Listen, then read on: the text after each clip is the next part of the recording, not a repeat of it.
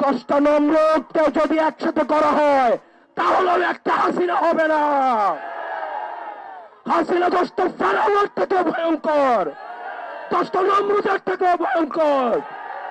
এই বাংলার মাটিতে হস্তক্ষেপগুলো যতদিন পর্যন্ত আছে, এনসিপির ব্যানার যতদিন পর্যন্ত আছে, কোন আওয়ামী লীগকে এই বাংলার জমিনে পুনর্বাসিত হইতে দেওয়া হবে না।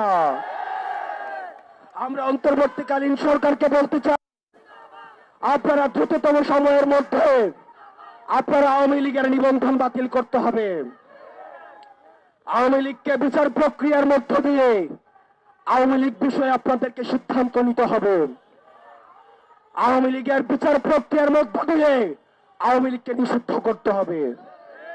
আমরা আবারও বলতে চাই, আওয়ামী লীগ হচ্ছে একটা ট্রান্সপ্ল্যান্টেড, আওয়ামী লীগ হচ্ছে একটা ইমপ্ল্যান্টেড শক্তি।